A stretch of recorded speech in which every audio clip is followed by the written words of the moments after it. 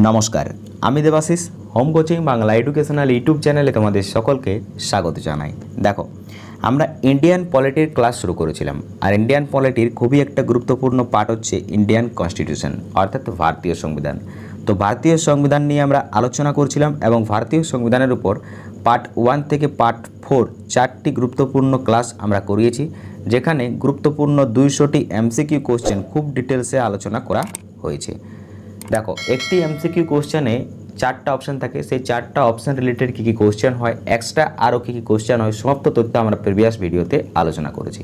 Question হয়তো MCQ রয়েছে 200টি, কিন্তু কোশ্চেন আলোচনা হয়েছে প্রায় 1000-এর মতো কোশ্চেন। তাই তোমাদের কাছে রিকোয়েস্ট থাকবে, যদি তোমরা প্রিভিয়াস ভিডিওগুলো না দেখে থাকো তো প্রিভিয়াস ভিডিও লিঙ্ক তোমরা ভিডিওর আই বটনে পেয়ে যাবে, অথবা ভিডিও ডেসক্রিপশন বক্সে পুরো প্লেলিস্ট অ্যাভেলেবেল রয়েছে, প্রিভিয়াস ভিডিওগুলো দেখে নেবে, কারণ সেখানে আমরা ইজি টু মডারেট কোশ্চেন খুব ডিটেলসে আলোচনা করেছি, যে কোশ্চেনগুলো তোমাদের চাকরি পরীক্ষায় বারংবার জিজ্ঞেস করা হয়েছে। ওকে, আর দেখো, আজকে আমরা ভারতীয় সংবিধানের 5ম ক্লাস নিয়ে আলোচনা করব এবং আজকের ক্লাসেও আমরা গুরুত্বপূর্ণ 50টি এমসিকিউ কোশ্চেন খুব ডিটেলসে আলোচনা করব, যে কোশ্চেনগুলো তোমাদের আপকামিং এক্সামের জন্য ইম্পর্টেন্ট। আজকের কোশ্চেন স্ট্যান্ডার্ড একটু মডারেট থেকে হাই রয়েছে। ওকে, দেখো, দিন দিন কিন্তু চাকরি পরীক্ষায় ভারতীয় সংবিধানের ওয়েটেজ বেড়েই চলেছে। সে তুমি যে চাকরি পরীক্ষায় দাও না কেন, ওয়েস্ট বেঙ্গল পিএসসির কথা বলো, SSC, CGL, CHSL, MTS, rail, group D, NTPC, primary, WP, আবগারি পুলিশ, এসএসসি জিডি, সমস্ত পরীক্ষায় কিন্তু ভারতীয় সংবিধানের ওয়েটেজ দিন দিন বেড়েই চলেছে। তাই ভারতীয় সংবিধান থেকে যে সমস্ত কোশ্চেন জিজ্ঞেস করে, সমস্ত কোশ্চেন আমরা পার্ট বাই পার্ট তোমাদের সামনে তুলে ধরবো। তো চলো আজকের ক্লাস শুরু করা যাক। দেখো, প্রথম প্রশ্ন কী রয়েছে, ভারতীয় সংবিধানের কোন ধারায় অপরাধীদের সংরক্ষণ প্রদান করা হয়েছে? কোশ্চেনটার অর্থ আগে বুঝে নেবে, কোশ্চেন কি বলছে, ঠিক আছে? অপরাধীদের সংরক্ষণ প্রদান অর্থাৎ কি? অর্থাৎ কোশ্চেন বলছে অপরাধীদের সংরক্ষণ প্রদান কথাটির অর্থ হচ্ছে অপরাধীদেরকে যে লগুলো সংরক্ষণ করে, ঠিক আছে? যেমন এক্সাম্পল হিসাবে কোনো ব্যক্তিকে দোষী সাব্যস্ত না করে তাকে শাস্তি দেওয়া যাবে না, কোনো ব্যক্তিকে একটা দোষের জন্য বারংবার শাস্তি দেওয়া যাবে না। এই ধরনের যে লগুলো রয়েছে, যে লগুলো অপরাধীদেরকে সংরক্ষণ করে, ঠিক আছে, সেই লগুলো ভারতীয় সংবিধানের কত নম্বর আর্টিকেলতে রয়েছে বলো? এর সঠিক উত্তর কী হবে? এর সঠিক উত্তর হয়ে যাবে অপশন সি, আর্টিকেল 20, ঠিক আছে? 20 নম্বর আর্টিকেলতে অপরাধীদের সংরক্ষণ প্রদান করা হয়েছে। ওকে, এবার দেখো, আর্টিকেল 10 আর 11 এটা কিন্তু সিটিজেনশিপের মধ্যে পড়ে, ঠিক আছে? নাগরিকত্ব অধিকার যে রয়েছে, ঠিক আছে, সেই নাগরিকত্ব অধিকারের মধ্যে পড়ে আর্টিকেল 10 আর 11। ওকে, আর আর্টিকেল 13, ঠিক আছে, আর্টিকেল 13 কার মধ্যে পড়ে? আর্টিকেল 13 পড়ে ভারতীয় নাগরিকদের মৌলিক অধিকার, ঠিক আছে? ভারতীয় নাগরিকদের মৌলিক অধিকার আর্টিকেল 12 থেকে 35 পর্যন্ত। তো 13 হচ্ছে নাগরিকদের মৌলিক অধিকার, ঠিক আছে, এর মধ্যেই কিন্তু পড়ে। ওকে, চলো পরবর্তী কোশ্চেন। দেখো, ভারতীয় সংবিধানের কোন ধারায় সর্বপ্রকার অপ্রীসস্যতা, যেটাকে আমরা আনটাচেবিলিটি বলে থাকি, অবলুপ্তি ঘটানো হয়েছে? ঠিক আছে, ভারতীয় সংবিধানের কোন ধারায় সর্বপ্রকার আনটাচেবিলিটি অবলুপ্তি ঘটানো হয়েছে, অর্থাৎ ছুয়াছুত যেটাকে আমরা বলে থাকি, ঠিক আছে?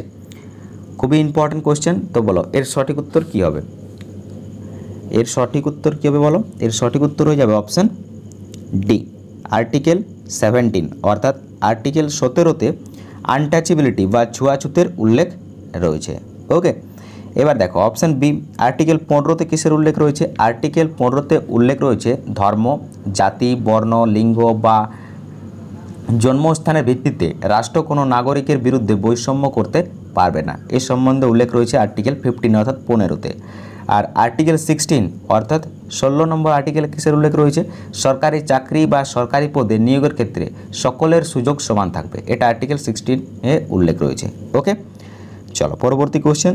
ভারতীয় সংবিধানের কোন ধারায় নাগরিকদের বাক স্বাধীনতার অধিকার উল্লেখ করা হয়েছে? ভারতীয় সংবিধানের কোন ধারায় নাগরিকদের বাক স্বাধীনতার অধিকার উল্লেখ করা হয়েছে বলো? বাক স্বাধীনতা। তো সঠিক উত্তর হয়ে যাবে অপশান ডি, ভারতীয় সংবিধানের 19 নম্বর আর্টিকেল অনুচ্ছেদ বা ধারাতে বাক স্বাধীনতার অধিকার উল্লেখ করা হয়েছে। দেখো, বাক স্বাধীনতা কি, ঠিক আছে? বাক স্বাধীনতা হচ্ছে একটা বলতে পারো, ঠিক আছে, অধিকারের রক্ষা কবচ। বাক স্বাধীনতা নাগরিকদের 6টি অধিকার সুনিশ্চিত করেছে। সেই 6টি অধিকার কি কি নোট করবে, ঠিক আছে। আমি বলছি 6টি অধিকার হচ্ছে, প্রথম যে অধিকারটা সেটা হচ্ছে বাক স্বাধীনতা ও মত প্রকাশের স্বাধীনতা, ওকে। সেকেন্ড হচ্ছে সমাবেশের স্বাধীনতা, ওকে।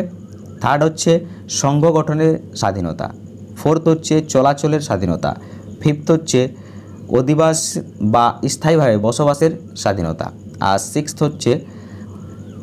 সিক্সথ হচ্ছে বৃত্তি, পেশা, বাণিজ্য এবং ব্যবসার স্বাধীনতা। এই 6টি হচ্ছে বাক স্বাধীনতা, ওকে, যেগুলো আর্টিকেল 19 অর্থাৎ 19 নম্বর আর্টিকেলতে উল্লেখ রয়েছে খুব ডিটেলসে, ওকে। চলো পরবর্তী কোশ্চেন, ভারতীয় সংবিধানে কোন ধারায় গ্রামীণ পঞ্চায়েত ব্যবস্থা কার্যকরী করার ইচ্ছা প্রকাশ করা হয়েছে? বলো, ভারতীয় সংবিধানে কোন ধারায় গ্রামীণ পঞ্চায়েত ব্যবস্থা কার্যকরী করার ইচ্ছা প্রকাশ করা হয়েছে?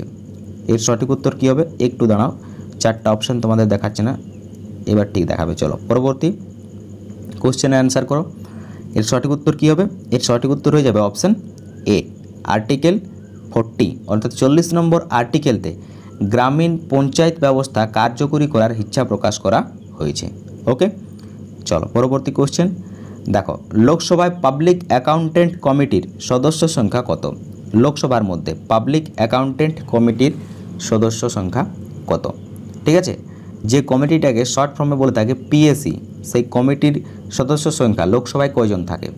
তো সঠিক উত্তর হয়ে যাবে অপশান সি, লোকসভায় পাবলিক অ্যাকাউন্টেন্ট কমিটির সদস্য সংখ্যা হচ্ছে 15 জন। আর যদি তোমাদেরকে জিজ্ঞেস করে যে রাজ্যসভায় পাবলিক অ্যাকাউন্টেন্ট কমিটির সদস্য সংখ্যা কয়জন, তাহলে কিন্তু সঠিক উত্তর হয়ে যাবে 7 জন।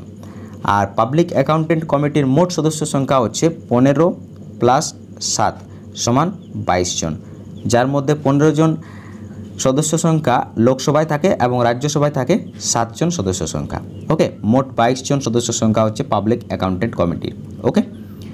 চলো পরবর্তী কোশ্চেন, ভারতীয় সংবিধানের কোন অংশে ভারতের নাম ও ভূখণ্ডকে নির্দিষ্ট করা হয়েছে? দেখো, ভারতীয় সংবিধানের কোন অংশে ভারতের নাম ও ভূখণ্ডকে নির্দিষ্ট করা হয়েছে? এখানে কিন্তু আর্টিকেলের কথা বলেনি, ঠিক আছে, অংশের কথা বলছে। অংশ অর্থাৎ কি? পার্ট। ভারতীয় সংবিধানে কয়টি পার্ট রয়েছে? 25টি পার্ট রয়েছে। কয়টি শিডিউল রয়েছে? 12টি শিডিউল রয়েছে। আর কয়টি আর্টিকেল রয়েছে এটা তোমরা কমেন্ট বক্সে জানাবে, ওকে। তো এখানে আমাকে জিজ্ঞেস করছে ভারতীয় সংবিধানের কোন অংশে অর্থাৎ পার্টে ভারতের নাম ও ভূখণ্ডকে নির্দিষ্ট করা হয়েছে? তো সঠিক উত্তর হয়ে যাবে অপশান এ, ভারতীয় সংবিধানের প্রথম পার্ট বা প্রথম অংশে ভারতের রাজ্যের গঠন, রাজ্যের নাম, রাজ্যের যে ভূখণ্ড নির্দিষ্ট মানে যেটা কি বলবো এরিয়া, সে সম্বন্ধে উল্লেখ করা হয়েছে, ওকে। আর দেখো, যদি তোমাদেরকে জিজ্ঞেস করে যে ভারতীয় সংবিধানের দ্বিতীয় অংশে অর্থাৎ দ্বিতীয় পার্টে কিসের উল্লেখ রয়েছে, তো দ্বিতীয় পার্টে উল্লেখ রয়েছে নাগরিকদের অধিকার, ঠিক আছে, নাগরিকদের বিভিন্ন অধিকার অর্থাৎ সিটিজেনশিপের বিভিন্ন অধিকার উল্লেখ রয়েছে দ্বিতীয় পার্টে, ওকে। আর তৃতীয় পার্ট অর্থাৎ তৃতীয় অংশে কী উল্লেখ রয়েছে? তৃতীয় অংশে উল্লেখ রয়েছে নাগরিকদের বিভিন্ন মৌলিক অধিকার, ঠিক আছে, যার মধ্যে আর্টিকেল 12 থেকে 35 পর্যন্ত বিস্তৃত রয়েছে। আর চতুর্থ অংশে অর্থাৎ চতুর্থ পার্টে কী উল্লেখ রয়েছে? চতুর্থ পার্টে উল্লেখ রয়েছে রাষ্ট্র পরিচালনার নির্দেশমূলক নীতি, যার মধ্যে আর্টিকেল 36 থেকে আর্টিকেল 51 পর্যন্ত বিস্তৃত, ওকে। চলো পরবর্তী কোশ্চেন, ভারতীয় সংবিধানের কোন অংশে বা পার্টে নাগরিকত্ব সম্বন্ধে বলা হয়েছে? দেখো, ভারতীয় নাগরিকত্ব সম্বন্ধে বলা হয়েছে ভারতীয় সংবিধানের কোন অংশে? বলো কোন অংশে? একটু আগে তোমাদেরকে বললাম, আশা করি এর উত্তর পারবে সকলে। চলো কমেন্ট করো ফার্স্ট। এর সঠিক উত্তর হয়ে যাবে অপশান বি, ঠিক আছে। ভারতীয় সংবিধানের দ্বিতীয় অংশে অর্থাৎ দ্বিতীয় পার্টে উল্লেখ রয়েছে কি? নাগরিকত্ব সম্পর্কে অর্থাৎ সিটিজেনশিপ সম্পর্কে, ওকে। আর 1 নম্বর পার্টে কি উল্লেখ রয়েছে এটা তো তোমাদেরকে বললাম। তৃতীয় নম্বর পার্টে কি উল্লেখ রয়েছে এটাও বলেছি। চতুর্থ পার্টে কি উল্লেখ রয়েছে এটাও বললাম, ওকে। দেখো, আর্টিকেল 5 থেকে 11, আর্টিকেল 5 থেকে 11 পড়ে কিসের মধ্যে? ভারতীয় সংবিধানের দ্বিতীয় পার্টের মধ্যে, ঠিক আছে। দ্বিতীয় পার্ট অর্থাৎ নাগরিকদের বিভিন্ন অধিকার রয়েছে আর্টিকেল 5 থেকে 11-এর মধ্যে, মনে রাখবে, ওকে। চলো পরবর্তী কোশ্চেন দেখো, পঞ্চায়েতি রাজ ব্যবস্থা কয় স্তরীয় রাজ ব্যবস্থা? ঠিক আছে, ভারতের যে পঞ্চায়েতি সিস্টেম রয়েছে সেটা কয় স্তরীয় পঞ্চায়েতি সিস্টেম, ওকে। খুবই ইম্পর্টেন্ট কোশ্চেন। আর এখানে আমরা পঞ্চায়েতি রাজ বা পঞ্চায়েতি সিস্টেম থেকে যে সমস্ত কোশ্চেন পরীক্ষায় জিজ্ঞেস করে সমস্ত কোশ্চেন পুরো ডিটেলসে আলোচনা করব। এই কোশ্চেনটা আমরা পুরো পোস্টমর্টম করে দেবো। তো একটা শর্ত রয়েছে, সেই শর্তটা হচ্ছে যে তোমরা ম্যাক্সিমাম থেকে ম্যাক্সিমাম এই ভিডিওটি শেয়ার করো, ঠিক আছে। আর যারা চ্যানেলে নতুন রয়েছে, চ্যানেলটি এখনও সাবস্ক্রাইব করনি, তারা কি করছো, চ্যানেলটি সাবস্ক্রাইব করে নাও, কারণ লেটেস্ট ভিডিওর আপডেট পেতে গেলে তোমাকে চ্যানেলে যুক্ত থাকতেই হবে, ওকে। আর ম্যাক্সিমাম থেকে ম্যাক্সিমাম তোমাদের বন্ধুবান্ধবকে শেয়ার করো। এই ভিডিওতে যেন লাইভের সংখ্যা প্রায় 50 জনেরও বেশি হয়, ঠিক আছে। প্রায় 10,000-এর মতো সদস্য সংখ্যা, আর মাত্র এই কয়েকজন লাইভে রয়েছে, বাকিরা কোথায়? বাকিদেরকে সকলকে লাইভে আনো, ওকে। তো চলো এর উত্তর কী হবে দেখে নেওয়া যাক। দেখো এর উত্তর হয়ে যাবে অপশন সি, 3 স্তরীয়। ভারতের পঞ্চায়েতি রাজ ব্যবস্থা হচ্ছে, পঞ্চায়েতি সিস্টেম হচ্ছে 3 স্তরীয় পঞ্চায়েতি সিস্টেম, ওকে। কি কি দেখো, সর্বোচ্চ স্তর, ঠিক আছে, সর্বোচ্চ স্তর পঞ্চায়েত সিস্টেমের সর্বোচ্চ যে স্তর সেটা কী নামে পরিচিত? সেটা জেলা পরিষদ নামে পরিচিত, ঠিক আছে। কী নামে পরিচিত? জেলা পরিষদ, জেলা পরিষদ নামে পরিচিত, ওকে। এবার দেখো, যেই তোমাদেরকে জিজ্ঞেস করে যে পঞ্চায়েতি রাজ সিস্টেমের দ্বিতীয় সর্ববৃহৎ স্তরের নাম কি, তখন কিন্তু সঠিক উত্তর হয়ে যাবে ব্লক স্তর, যেটাকে আমরা কি বলে থাকি? পঞ্চায়েত সমিতি বলে থাকি। আর সর্বনিম্ন স্তর হচ্ছে কি? গ্রাম পঞ্চায়েত, ঠিক আছে। গ্রাম পঞ্চায়েত হচ্ছে সর্বনিম্ন স্তর। গ্রাম পঞ্চায়েতের সদস্য সংখ্যা হচ্ছে 5 থেকে 31 জন, মনে রাখবে, ঠিক আছে। 5 থেকে 31 জন সদস্য সংখ্যা হচ্ছে গ্রাম পঞ্চায়েতে। আর ব্লক পঞ্চায়েত সমিতির সদস্য সংখ্যা হচ্ছে 20 থেকে 60 জনের মতো, ওকে। এবার দেখো আর কি কোশ্চেন হয়? কোশ্চেন হয় যে যদি তোমাদেরকে জিজ্ঞেস করে যে পঞ্চায়েতি রাজ সিস্টেমকে কে ইন্ট্রোডিউস করেছিল বা কোন কমিটি গঠন করা হয়েছিল পঞ্চায়েতি রাজ সিস্টেমকে কি বলবো রেকমেন্ডেশন করার জন্য, তো তখন সঠিক উত্তর হয়ে যাবে কিন্তু বলবন্ত রায় মেহতা কমিটি, যেটা 1956 সালে তৈরি করা হয়েছিল। সেই কমিটি কিন্তু কি করেছিল? পঞ্চায়েতি রাজ সিস্টেমের সুপারিশ করেছিল, ওকে। মনে রাখবে কিন্তু, খুবই ইম্পর্টেন্ট কোশ্চেন। চলো পরবর্তী কোশ্চেন কি রয়েছে দেখো, পার্লামেন্টে অর্থ বিল অনুমোদনের জন্য নিম্নলিখিত কোনটি অপরিহার্য? পার্লামেন্টে যে অর্থ বিল, সেই অর্থ বিলকে অনুমোদন করতে গেলে, অর্থাৎ পার্লামেন্টে অর্থ বিল পাস করতে গেলে কার অনুমোদন প্রয়োজন বলো? কিন্তু এখানে কি বলছে? প্রয়োজন নয়। কোশ্চেনটা ভালোভাবে পড়ে নেবে, ঠিক আছে। পার্লামেন্টে অর্থ বিল অনুমোদনের জন্য নিম্নলিখিত কোনটি অপরিহার্য নয়, ঠিক আছে, মানে কার পারমিশনের প্রয়োজন নেই। তো সঠিক উত্তর হয়ে যাবে অপশন সি, রাজ্যসভার অনুমোদন, ঠিক আছে। দেখো অর্থ বিল অর্থাৎ মানি বিল পাস করতে গেলে কিন্তু লোকসভা নিজেই পাস করতে পারে, ঠিক আছে। রাজ্যসভা সেটাকে আটকাতে পারবে না। সর্বোচ্চ রাজ্যসভা সেটাকে আটকাতে পারে 14 দিন, ঠিক আছে। 14 দিনের বেশি কিন্তু রাজ্যসভা অর্থ বিলকে চাইলেও আটকাতে পারবে না, ওকে। এটা কিন্তু মনে রাখবে, খুবই ইম্পর্টেন্ট কোশ্চেন। চলো পরবর্তী কোশ্চেন, ধর্মনিরপেক্ষ ধারণাটি ভারতীয় সংবিধানের মুখপত্রে গৃহীত হয়। ধর্মনিরপেক্ষ ধারণাটি ভারতীয় সংবিধানের মুখপত্রে গৃহীত হয়, ঠিক আছে। খুবই ইম্পর্টেন্ট কোশ্চেন। বলো কততম সংবিধান সংশোধনতে, ঠিক আছে। ইম্পর্টেন্ট কোশ্চেন কিন্তু পরীক্ষায় বহুবার জিজ্ঞেস করেছে। তো এর সঠিক উত্তর কী হবে? এর সঠিক উত্তর হয়ে যাবে, বলো, এর সঠিক উত্তর হবে অপশন এ, ঠিক আছে। 42তম সংবিধান সংশোধন। 42তম সংবিধান সংশোধন অর্থাৎ 42 অ্যামেন্ডমেন্টে ধর্মনিরপেক্ষ ধারণাটি ভারতীয় সংবিধানের মুখপত্রে গৃহীত হয়, ওকে। এবার দেখো 42তম অ্যামেন্ডমেন্ট থেকে খুব কোশ্চেন পরীক্ষায় জিজ্ঞেস করে, খুবই ইম্পর্টেন্ট অ্যামেন্ডমেন্ট। 42তম যে অ্যামেন্ডমেন্ট অর্থাৎ 42তম যে সংবিধান সংশোধন, সেটাই কি বলা হয়? ক্ষুদ্র সংবিধানও বলা হয় বা মিনি কনস্টিটিউশনও বলা হয়, মনে রাখবে, ওকে। 42তম সংবিধান, ঠিক আছে। 42তম সংবিধান সংশোধন কত সালে হয়? 1976 সালে এই সংবিধান সংশোধন হয়। এই সংবিধান সংশোধনে কি কি ভারতীয় সংবিধানে অ্যাড হয়? মৌলিক অধিকার অ্যাড হয়, রাষ্ট্র পরিচালনার নির্দেশমূলক নীতি অ্যাড হয়, ঠিক আছে। মৌলিক কর্তব্য অ্যাড হয়, প্রস্তাবনা অ্যাড হয়, সমাজতান্ত্রিক, বর্ণনিরপেক্ষ, ঐক্য এবং সংহতি, এই 3টে শব্দও কিন্তু ভারতীয় সংবিধানে অ্যাড হয় 42তম সংবিধান সংশোধনে, ওকে। খুবই ইম্পর্টেন্ট সংবিধান সংশোধন, মনে রাখবে, ওকে। আর এখানে দেখো 44তম সংবিধান সংশোধন রয়েছে, ঠিক আছে। তো 44তম সংবিধান সংশোধন নিয়ে আমরা একটু পরে আলোচনা করছি। প্রথম সংশোধনটা কবে হয়েছিল এটা তোমাদেরকে বলে দিই। দেখো ভারতীয় সংবিধানের প্রথম যেটা সংশোধন হয়েছিল সেটা হয়েছিল 1951 সালে, আর সেটাতে সংশোধন করা হয়েছিল নবম তফসিলকে, ওকে, মানে নবম তফসিল যুক্ত করা হয়েছিল প্রথম সংবিধান সংশোধনে। আর 23তম সংবিধান সংশোধন এটা কবে হয়েছিল? 23তম সংবিধান সংশোধন কবে হয়েছিল? এটা হয়েছিল 1969 সালে, ঠিক আছে। 1969 1969তে এখানে কি হয়েছিল? এখানে অসম রাজ্যের, অসম নয় ভুল বললাম, ঠিক আছে, 23তম সংবিধান সংশোধনে তপশিল জাতি, উপজাতি এবং অ্যাংলো ইন্ডিয়ানদের আসন সংখ্যাটাকে সংরক্ষণ করা বা সংরক্ষণ যে সময়কাল সেটাকে আরও 10 বছর বাড়ানো হয়েছিল, 1980 পর্যন্ত বাড়ানো হয়েছিল। এটা হচ্ছে 23তম সংবিধান সংশোধনের কাজ। ওকে, চলো পরবর্তী কোশ্চেন। ভারতীয় সংবিধানে মহিলা ও শিশুরা সংরক্ষিত আছে কত নম্বর ধারায়? দেখো, ভারতীয় সংবিধানে শিশুরা ও মহিলা সংরক্ষিত রয়েছে কত নম্বর আর্টিকেলতে, কত নম্বর আর্টিকেলের দ্বারা? তো সঠিক উত্তর হয়ে যাবে অপশন এ, আর্টিকেল 15। ঠিক আছে, আর্টিকেল 15 দ্বারা ভারতের মহিলা ও শিশুরা সম্পূর্ণ সংরক্ষিত রয়েছে। ওকে, চলো পরবর্তী কোশ্চেন। সংবিধানের কোন সংশোধনের মাধ্যমে জিএসটি ভারতে লাগু হয়? সংবিধানের কোন সংশোধনের মাধ্যমে জিএসটি ভারতে লাগু হয়? দেখো, খুবই ইম্পর্টেন্ট কোশ্চেন। তো সঠিক উত্তর কী হবে? এর সঠিক উত্তর হয়ে যাবে অপশান ডি, 101তম সংবিধান সংশোধন। ঠিক আছে, 101 অ্যামেন্ডমেন্টতে জিএসটি ভারতে লাগু হয়েছিল। ঠিক আছে, কত সালে? 101তম সংবিধান সংশোধন হয়েছিল 2016 সালে, মনে রাখবে, খুবই ইম্পর্টেন্ট। ঠিক আছে, দেখো 100তম সংবিধান সংশোধন কবে হয়েছিল? 2015 সালে হয়েছিল 100তম সংবিধান সংশোধন। যেখানে কি কাজ হয়েছিল? যেখানে বাংলাদেশের সাথে একটা ভূমি অর্থাৎ জমির এগ্রিমেন্ট হয়েছিল 100তম সংবিধান সংশোধনে। ওকে, আর 105তম সংবিধান সংশোধন, ঠিক আছে, এটা বাদ দাও।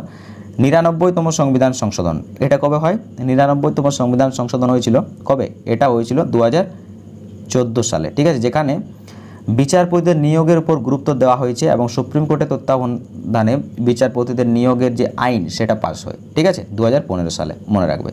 এই সম্বন্ধে আলোচনা করা হয়েছে 99তম সংবিধান সংশোধনতে। আর এখনও পর্যন্ত লাস্ট সংবিধান সংশোধন হচ্ছে 104তম সংবিধান সংশোধন, যেখানে অ্যাংলো ইন্ডিয়ানদের যে সিট সেটাকে তুলে দেওয়া হয়েছে এবং এসসি এসটিদের যে সংরক্ষণ সেটাকে আরও ইনক্রিজ করা হয়েছে। ওকে, চলো পরবর্তী কোশ্চেন। সম্মিলিত জাতিপুঞ্জের নিরাপত্তা পরিষদে স্থায়ী সদস্যের সংখ্যা কয়টি? সম্মিলিত জাতিপুঞ্জের নিরাপত্তা পরিষদে স্থায়ী সদস্যের সংখ্যা কয়টি? তো সঠিক উত্তর কী হবে? এর সঠিক উত্তর হয়ে যাবে অপশান ডি, 5টি। ঠিক আছে, সম্মিলিত জাতিপুঞ্জের নিরাপত্তা পরিষদে স্থায়ী সদস্যের সংখ্যা হচ্ছে 5টি। আর এখান থেকে আর কি কোশ্চেন হতে পারে, চলো এবার দেখে নেওয়া যাক। দেখো, যদি তোমাদেরকে জিজ্ঞেস করে যে ইউনাইটেড নেশন সিকিউরিটি কাউন্সিল কবে ফাউন্ড হয়? ঠিক আছে, অর্থাৎ জাতীয় নিরাপত্তা পরিষদ কবে ফাউন্ড হয়? 1945 সালে ফাউন্ড হয়। ঠিক আছে, আর এটাতে মেম্বার কতজন রয়েছে? এটাতে মেম্বার রয়েছে 15 জন। ঠিক আছে, 15টা কান্ট্রি মেম্বার রয়েছে, যার মধ্যে 5 জন রয়েছে স্থায়ী সদস্য। ঠিক আছে, 5 জনের মধ্যে স্থায়ী সদস্যের পাওয়ার রয়েছে। কার কার মধ্যে রয়েছে? চীনের মধ্যে রয়েছে, ফ্রান্সের মধ্যে রয়েছে, রাশিয়ার মধ্যে রয়েছে, যুক্তরাজ্য অর্থাৎ ইংল্যান্ড আর যুক্তরাষ্ট্র অর্থাৎ আমেরিকার মধ্যে রয়েছে স্থায়ী সদস্য। ওকে, চলো পরবর্তী কোশ্চেন। ভারতের সর্বাপেক্ষা পুরাতন হাইকোর্ট হলো? ভারতের সর্বাপেক্ষা পুরাতন হাইকোর্ট বলো। দেখো, কলকাতা হাইকোর্ট, বোম্বে হাইকোর্ট আর মাদ্রাস হাইকোর্ট একই বছর এস্টাবলিশড হয়। ঠিক আছে, কত সালে? 1862 সালে। কিন্তু এর মধ্যে ডেট তো রয়েছে, ডেট কে আগে এস্টাবলিশড হয়েছিল? তো বলো, সব থেকে পুরাতন অর্থাৎ সর্বপ্রথম কোন হাইকোর্ট এস্টাবলিশড হয়েছিল? তো সঠিক উত্তর কী হবে? এর সঠিক উত্তর হয়ে যাবে অপশান ডি। ঠিক আছে, আমাদের পশ্চিমবঙ্গের হাইকোর্ট কলকাতা হাইকোর্ট সর্বপ্রথম এস্টাবলিশড হয়েছিল। ওকে, ডেটটা কবে হবে? দেখো, কলকাতা হাইকোর্ট 1862 সালে কবে হয়েছিল? 1862 সালে 1 জুলাই। ঠিক আছে, 1862 সালে 1 জুলাই এস্টাবলিশড হয়েছিল। তারপরে কিন্তু মাদ্রাস হাইকোর্ট এবং বোম্বে হাইকোর্ট 1862 সালে এই দুটো হাইকোর্টও এস্টাবলিশড হয়। কিন্তু সবথেকে পুরাতন হাইকোর্ট বললে উত্তর হয়ে যাবে কলকাতা হাইকোর্ট। ওকে, চল পরবর্তী কোশ্চেন। পদে থাকাকালীন কোনো রাষ্ট্রপতি মারা গেলে উপরাষ্ট্রপতি রাষ্ট্রপতি রূপে কাজ চালাতে পারে কতদিন? দেখো, পদে থাকাকালীন যদি কোনো রাষ্ট্রপতি মারা যান বা তিনি ইস্তফা দিয়ে দেন, তাহলে উপরাষ্ট্রপতি তার কাজটাকে কতদিন চালাতে পারে? ওকে, তো এর সঠিক উত্তর কী হবে? এর সঠিক উত্তর হয়ে যাবে অপশান ডি, 6 মাস। ম্যাক্সিমাম 6 মাস পর্যন্ত উপরাষ্ট্রপতি রাষ্ট্রপতির কাজ চালাতে পারে যদি রাষ্ট্রপতি মারা যান বা ইস্তফা দিয়ে দেন বা আলাদা কোনো কারণবশত তিনি যদি তার পদ ছেড়ে দেন। ওকে, রাষ্ট্রপতি হওয়ার জন্য ন্যূনতম কত বছর বয়সের প্রয়োজন হয়? 35 বছর বয়সের প্রয়োজন হয়। উপরাষ্ট্রপতি হওয়ার জন্য 35 বছর বয়সের প্রয়োজন হয়। ওকে, রাষ্ট্রপতি ভারতের যে প্রধান পদগুলো রয়েছে, ঠিক আছে, যেমন চিফ ইলেকশন কমিশনার, ঠিক আছে, এডিটর জেনারেল, এছাড়াও হাইকোর্টের বিচারপতি, হাইকোর্টেরা বলছি, সুপ্রিম কোর্টের বিচারপতি, এগুলোকে কিন্তু নিয়োগ করে থাকে। ঠিক আছে। আর যদি তোমাদেরকে জিজ্ঞেস করে যে উপরাষ্ট্রপতি কাজ কি, উপরাষ্ট্রপতির কাজ হচ্ছে রাজ্যসভায় সভাপতিত্ব করা। মনে রাখবে, রাজ্যসভার সভাপতিত্ব কে করেন? উপরাষ্ট্রপতির সভাপতিত্ব করেন। বর্তমান ভারতের উপরাষ্ট্রপতি কে রয়েছেন এটা তোমরা কমেন্ট বক্সে জানাবে। ঠিক আছে, বর্তমান ভারতের উপরাষ্ট্রপতি কে রয়েছেন। চলো পরবর্তী কোশ্চেন দেখো, সুপ্রিম কোর্টের বিচারকরা অফিসে কার্যভার নেওয়ার আগে যে শপথ নেন তা পরিচালনা করে। সুপ্রিম কোর্টের যে বিচারকরা, ঠিক আছে, থাকেন, তারা কার্যভার শপথ নেওয়ার যে কাজ সেটা কে পরিচালনা করে। ঠিক আছে, দেখো সুপ্রিম কোর্টে মোট কয়জন বিচারপতি থাকেন এটা তোমাদেরকে আগে জানতে হবে। ঠিক আছে, দেখো সুপ্রিম কোর্টে মোট বিচারপতি থাকেন 34 জন ব্যক্তি। ঠিক আছে, যার মধ্যে একজন থাকেন মুখ্য অর্থাৎ প্রধান বিচারপতি এবং বাকি 33 জন থাকেন বিচারপতি হিসাবে। ঠিক আছে, মোট মনে রাখবে 33 জন বিচারপতি নিয়ে গঠিত, একজন প্রধান বিচারপতি এবং বাকি 33 জন বিচারপতি নিয়ে গঠিত হচ্ছে ভারতের সুপ্রিম কোর্ট। ওকে, তো এবার বলো এই প্রশ্নের উত্তর কি হবে। ঠিক আছে, এই প্রশ্নের উত্তর হয়ে যাবে অপশান সি, রাষ্ট্রপতি বা তার নিযুক্ত কোনো ব্যক্তি সুপ্রিম কোর্টের বিচারকরা অফিসে কার্যভার নেওয়ার আগে যে শপথ নেয় তা পরিচালনা করে থাকে। ওকে, তোমাদেরকে আমি একটু আগে বললাম যে সুপ্রিম কোর্টের বিচারপতিদের রাষ্ট্রপতি নিয়োগ করেন। ওকে, দেখো সুপ্রিম কোর্টের বিচারপতি হওয়ার জন্য কি মানে কি বলবো টার্ম অ্যান্ড কন্ডিশন রয়েছে, যদি তোমাদেরকে জিজ্ঞেস করে যোগ্যতা কী রয়েছে, দেখো ভারতের নাগরিক হতে হবে প্রধানত, এবং অন্তত 5 বছর হাইকোর্টের বিচারক অথবা অন্তত 10 বছর হাইকোর্টের অ্যাডভোকেট হতে হবে। ঠিক আছে, আর রাষ্ট্রপতির বিবেচনার একজন বিশিষ্ট ব্যবহার শাস্ত্রজ্ঞ হতে হবে, তাহলে কিন্তু সুপ্রিম কোর্টের বিচারপতি হওয়া যায়। ঠিক আছে, সুপ্রিম কোর্টের বিচারপতির রিটায়ারমেন্ট এজ কত? সুপ্রিম কোর্টের বিচারপতির রিটায়ারমেন্ট এজ হচ্ছে 65 বছর বয়স পর্যন্ত। ওকে, আর তারা রাষ্ট্রপতির কাছে পদত্যাগপত্র জমা করেন, এটাও কিন্তু মনে রাখবে। ঠিক আছে, সুপ্রিম কোর্টের বিচারপতিরা রাষ্ট্রপতির কাছে পদত্যাগপত্র জমা করেন। ওকে, চলো পরবর্তী কোশ্চেন, কাদের দ্বারা লোকসভার স্পিকার নির্বাচিত হয়? লোকসভার স্পিকার। ঠিক আছে, দেখো এখানে তোমাদেরকে আরেকটা কোশ্চেন বলি, ভারতের সর্বপ্রথম লোকসভার স্পিকার কে ছিলেন? জিবি মালবেকর অর্থাৎ গণেশ বাসুদেব মালবেকর। ঠিক আছে, তো লোকসভার যে স্পিকার সেটা কার মধ্যে নির্বাচিত হয়? অপশান অনুযায়ী সঠিক উত্তর কী হবে? সঠিক উত্তর হয়ে যাবে অপশান ডি, লোকসভার সংখ্যাগুরু বা সংখ্যাযুক্ত পার্টির সদস্য সংখ্যা। ঠিক আছে, অর্থাৎ লোকসভায় যার সিট, জন পার্টির সংখ্যা সিট বেশি থাকবে, ঠিক আছে, তার কিন্তু যে ব্যক্তি তাদের মধ্যে একজনকে লোকসভার স্পিকার নির্বাচন করা হয়। ঠিক আছে, যে পার্টির সংখ্যা যুক্ত থাকবে অর্থাৎ সংখ্যাগুরু থাকবে তার মধ্যেই কোনো ব্যক্তিকে ভোটের দ্বারা, ঠিক আছে, তারাই নির্বাচন করেন এবং ভোটের দ্বারা লোকসভার স্পিকার নির্বাচন করে থাকেন। ওকে, চলো পরবর্তী কোশ্চেন দেখো, স্বাধীন ভারতের প্রথম স্বরাষ্ট্রমন্ত্রী কে? স্বাধীন ভারতের প্রথম স্বরাষ্ট্রমন্ত্রী কে? তো সঠিক উত্তর হয়ে যাবে অপশান খুবই সহজ। ঠিক আছে, অপশান এ, সর্দার বল্লভভাই প্যাটেল। সর্দার বল্লভভাই প্যাটেল ভারতের প্রথম স্বরাষ্ট্রমন্ত্রী ও উপপ্রধানমন্ত্রী। কিন্তু একটা পয়েন্ট মনে রাখবে, যদি তোমাদেরকে জিজ্ঞেস করে যে নিম্নের কোন পদের উল্লেখ ভারতীয় সংবিধানে নেই, আর এইভাবে তোমাদের উল্লেখ দেওয়া থাকে যে প্রধানমন্ত্রী, রাষ্ট্রপতি, উপরাষ্ট্রপতি, ঠিক আছে, রাজ্যপাল, তো মনে রাখবে উপপ্রধানমন্ত্রী। উপপ্রধানমন্ত্রী বলে কোনো পদের উল্লেখ কিন্তু ভারতীয় সংবিধানে নেই, কিন্তু ভারতের প্রথম উপপ্রধানমন্ত্রী ছিলেন কে? সর্দার বল্লভভাই প্যাটেল। ওকে, দেখো সর্দার বল্লভভাই প্যাটেল, ঠিক আছে, সর্দার উপাধিটা কিসের পর পেয়েছিলেন? বারডোলি সত্যাগ্রহের পর। তো বারডোলি সত্যাগ্রহ কত সালে হয়েছিল এটা তোমরা কমেন্টে জানাবে। ঠিক আছে, কে কে পারবে উত্তর দেখছি। দেখো সর্দার বল্লভভাই প্যাটেলের মূর্তি স্ট্যাচু অফ ইউনিটি বিশ্বের সবথেকে বড় স্ট্যাচু, যার উচ্চতা হচ্ছে 182 মিটার। ঠিক আছে, এটা কোন নদীর উপর অবস্থিত? এটা নর্মদা নদীর উপর অবস্থিত, গুজরাটে আহমেদাবাদে। ওকে, চলো পরবর্তী কোশ্চেন, ভারতীয় জাতীয় কংগ্রেসের অধিবেশনে প্রথমবার বন্দে মাতরম গাওয়া হয়েছিল। ভারতের জাতীয় কংগ্রেসের অধিবেশনে প্রথমবার বন্দে মাতরম গাওয়া হয়েছিল কবে? বলো, এর সঠিক উত্তর কী হবে? এর সঠিক উত্তর হয়ে যাবে অপশান সি, 1896। 1896 সালে যে অধিবেশনটা কোথায় হয়েছিল? কলকাতার মধ্যে হয়েছিল। এই কলকাতা অধিবেশনে জাতীয় কংগ্রেসের কলকাতা অধিবেশনে প্রথম বন্দে মাতরম গানটি গাওয়া হয়েছিল। বন্দে মাতরম গানটি হচ্ছে ভারতের জাতীয় গীত, আর জাতীয় সঙ্গীত কিন্তু জনগণ মন অধিনায়ক জয় হে। ওকে, বন্দে মাতরম কে লিখেছেন? বন্দে মাতরম লিখেছেন কে? বলো, বঙ্কিমচন্দ্র চট্টোপাধ্যায় লিখেছেন বন্দে মাতরম। ঠিক আছে, এটা 1896 সালে প্রকাশ করে। ঠিক আছে, কোন উপন্যাস থেকে বন্দে মাতরম গানটি নেওয়া হয়েছে? আনন্দমঠ উপন্যাস থেকে নেওয়া হয়েছে বন্দে মাতরম গানটি।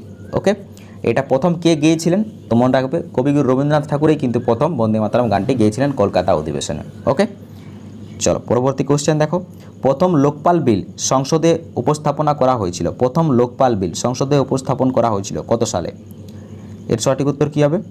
এর সঠিক উত্তর হয়ে যাবে অপশান এ, মে 1968। ঠিক আছে, মে মাসের 1968 সালে প্রথম লোকপাল বিল সংসদে উপস্থাপন করা হয়েছিল, মনে রাখবে, ইম্পর্টেন্ট কোশ্চেন। চলো পরবর্তী কোশ্চেন। ভারতীয় সংবিধানের সংশোধনগুলির মধ্যে কোন সংশোধন লোকসভা এবং রাজ্য বিধানসভার এসসি এবং এসটিদের সংরক্ষণ সম্পর্কিত এবং অ্যাংলো ভারতীয়দের প্রতিনিধি লোকসভা এবং রাজ্য বিধানসভায় থাকার ব্যাপারে সম্পর্কিত? ঠিক আছে, দেখো খুবই ইম্পর্টেন্ট কোশ্চেন। কোশ্চেন কী বলছে ভালোভাবে পড়ে নেবে। দেখো কোশ্চেনটা ভালোভাবে পড়লে কোশ্চেনে কি বলছে যে ভারতীয় সংবিধানের সংশোধনগুলির মধ্যে কোন সংবিধান সংশোধন লোকসভা রাজ্য বিধানসভায় এসসি এসটিদের সংরক্ষণ সম্পর্কিত এবং অ্যাংলো ইন্ডিয়ান, ঠিক আছে, প্রতিনিধি লোকসভায় এবং রাজ্যসভায় থাকার ব্যাপারে সম্পর্কিত? এখানে কোশ্চেন ঠিক রয়েছে, কোনো সমস্যা নেই, কিন্তু অ্যান্সারে একটু টাইপিংয়ে ভুল রয়েছে। অ্যাকচুয়ালি এটা 63 হবে না, এটা 23 হবে। ঠিক আছে, 23তম সংবিধান সংশোধন, যেটা আমি তোমাদেরকে একটু আগে আলোচনার মাধ্যমে বললাম। ঠিক আছে, 23তম সংবিধান সংশোধন অর্থাৎ 23তম অ্যামেন্ডমেন্ট। 23তম অ্যামেন্ডমেন্ট যেটা কত সালে হয়েছিল? 23তম অ্যামেন্ডমেন্ট হয়েছিল 1969-তে। ঠিক আছে, 1969 সালে। এখানে কিন্তু তপশিল জাতি, উপজাতি এবং অ্যাংলো ইন্ডিয়ানদের আসন সংরক্ষণকালটাকে ইনক্রিজ করা হয়েছিল 10 বছর। ওকে, তো option B is the right answer হয়ে যাবে এখানে সঠিক উত্তর, অপশান বি। ঠিক আছে, এই জন্যই তোমাদেরকে আমি বলি পিডিএফে অতটা ইম্পর্টেন্স দিও না, পিডিএফে অনেক সময় টাইপিংয়ে ভুল থাকে। ঠিক আছে, এবার তোমরা সেই ভুলটাই পড়বে। তো যদি তোমরা ক্লাস ফলো করো, আগে ক্লাস দেখবে পুরো প্রথম থেকে শেষ পর্যন্ত, তারপর পিডিএফের জন্য তোমরা ডিমান্ড করবে। পিডিএফের চাপ নেই, পিডিএফ আমি টেলিগ্রাম চ্যানেলে পোস্ট করে দেবো। ঠিক আছে, তোমরা Telegram channel link video description বক্সে পেয়ে যাবে, সেখানে টেলিগ্রাম চ্যানেল লিঙ্ক, ফেসবুক পেজের লিঙ্ক, হোয়াটসঅ্যাপের লিঙ্ক রয়েছে, যুক্ত থাকবে। সেখানে আমি পিডিএফ সম্পূর্ণ ফ্রিতে দেবো, সেটার জন্য চাপ নেই, কিন্তু আগে ক্লাস অ্যাটেন্ড করবে। ঠিক আছে, ক্লাস অ্যাটেন্ড করলে তোমাদের ক্লাসে যে সমস্ত কোশ্চেন বলছি সেই কোশ্চেনগুলো মাথায় থাকবে, তারপর রিভিশনের পর যখন পড়বে তোমরা তখন ইজিলি সেই কোশ্চেনগুলো চোখের মধ্যে ভাসতে থাকবে। ওকে, চলো পরবর্তী কোশ্চেন কী রয়েছে দেখো। পরবর্তী কোশ্চেন কী রয়েছে? ভারতীয় সংবিধানের কোন তালিকার কেন্দ্র এবং রাজ্যের মধ্যে ক্ষমতা বন্টন করেছে? ভারতীয় সংবিধানের কোন তালিকায় কেন্দ্র এবং রাজ্যের মধ্যে ক্ষমতার বন্টন উল্লেখ রয়েছে? বলো, এর সঠিক উত্তর কী হবে? এর সঠিক উত্তর কী হবে?